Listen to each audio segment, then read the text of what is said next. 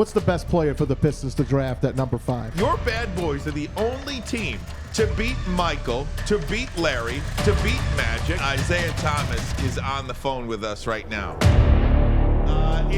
Has come to my attention that we have the greatest Piston of all time. Damn sure my favorite. On the phone right now. Is it true that Isiah Thomas is on the phone with us right now? Isiah? How you guys doing? Zeke! And I am honored, and it's a pleasure to talk to all of you. Isiah, I cannot tell you how great of a pleasure this is to me. You are, sir, the reason why I am a sports fan. Just the will to win that you had growing up with the Bad Boys and watching that team grow, watching you guys come together, overcoming every obstacle, and then ultimately winning a championship in my younger years is why I do what I do now. The impact that the Bad Boys and you personally have had on my life is immeasurable, and I just want to thank you. I love you, Isiah.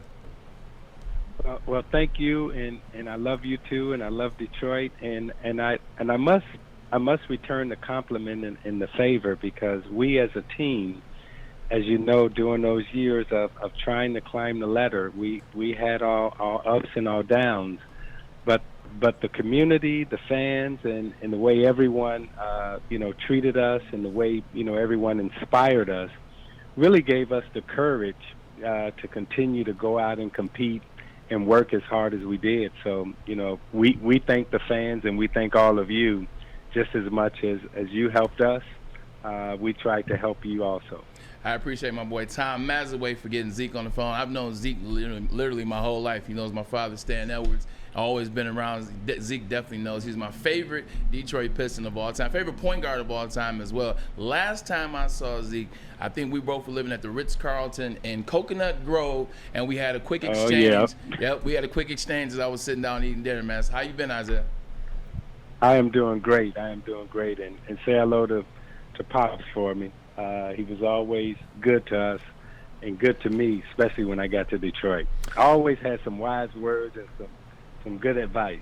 Talking to Isiah Thomas, who just this past All-Star game was a member of the 75 greatest players of all time. On that list, Zeke, was nobody from the 2004 going to work Pistons team. And we here were trying to say that somebody should have been on it. Maz said that Ben Wallace should have been on the list. What do you think about that team being the only team that did not have a representative of NBA champions on the team?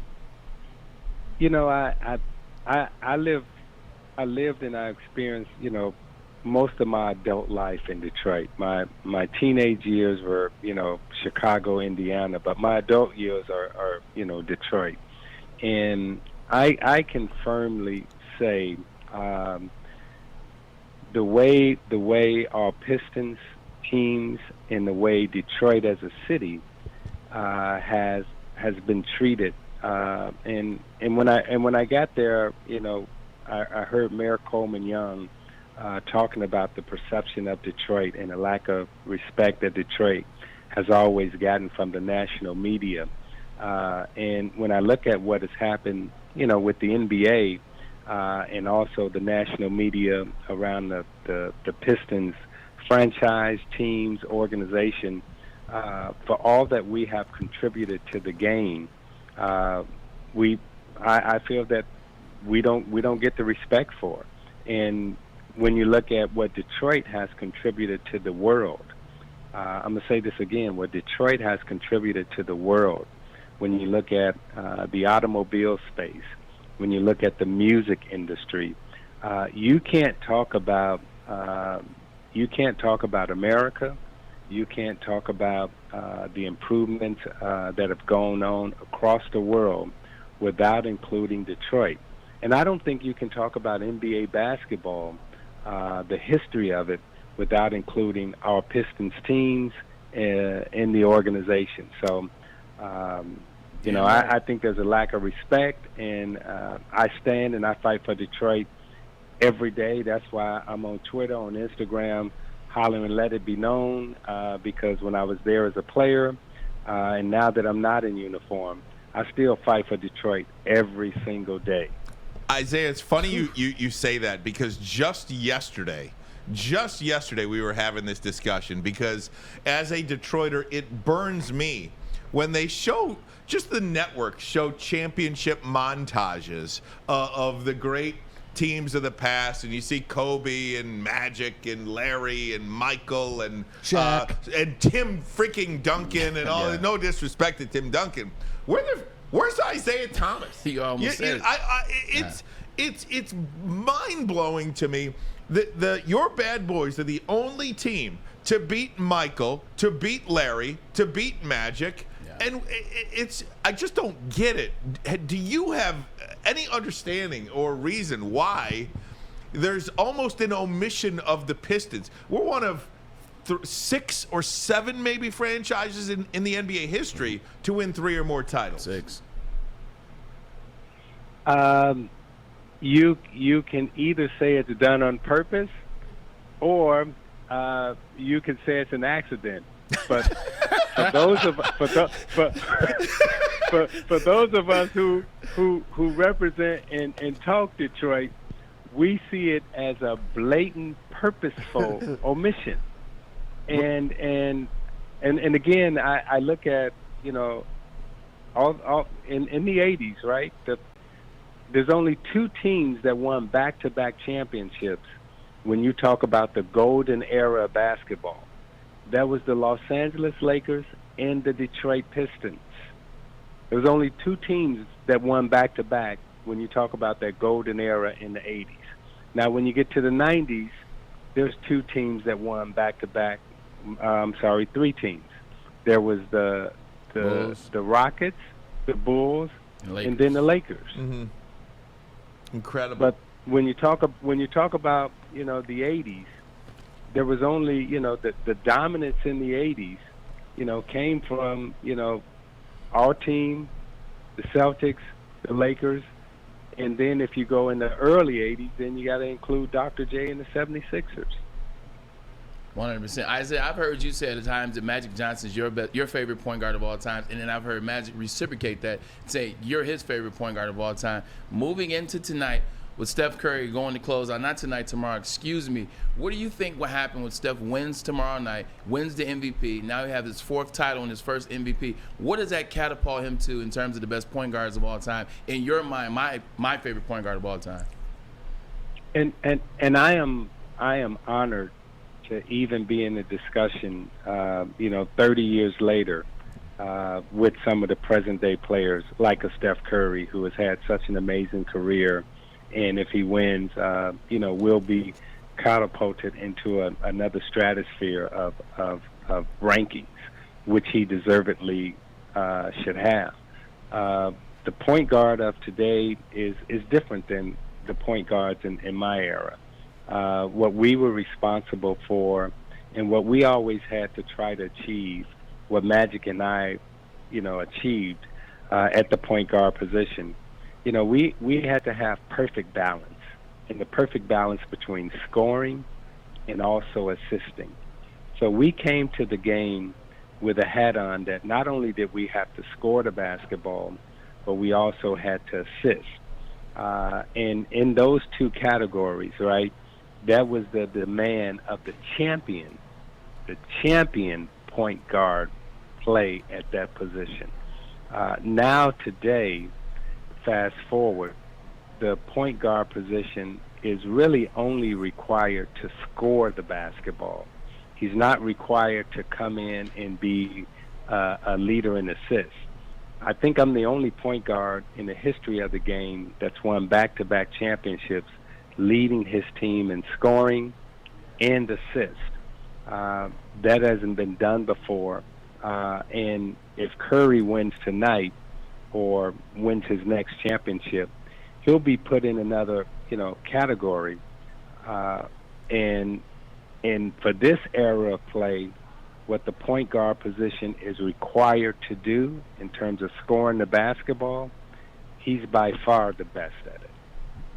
Zeke, I know you got to run to NBA TV, and we appreciate your time, man. I thank you so much for coming on. Before we let you go, the NBA draft coming up. What's the best player for the Pistons to draft at number 5?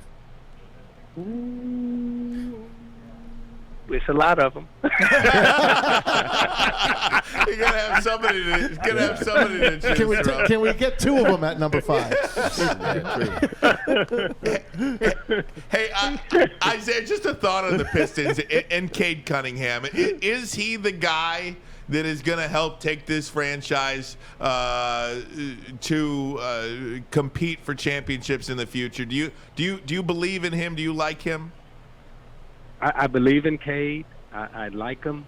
I have faith in him, and here's why. Because he fits our Detroit formula for winning. And our formula in winning in Detroit is different than the rest of the NBA. We come to the table defense first, and we play unselfishly. We play as a team. Hey, what a concept, right? And Cade fits the criteria that we like to see in Detroit and how we win in Detroit. Cade is an unselfish player. He understands how to win. And then he's a great teammate. He's not running around hollering me. He's running around hollering we. And that's how you win in Detroit. And it's acceptable for the Pistons to win that way. It may not be acceptable in other cities, and maybe the national media may not like the concept of team, but in Detroit, we value team, and we understand that's how you win. Amen to that. Hey, Isiah, last thing before you go, and I know you got to run. Braylon brought up Magic Johnson. I love the fact, like when you guys embraced, I think it was like that ESPN special that you guys came together, and now I saw you again on the I Am Magic on Apple.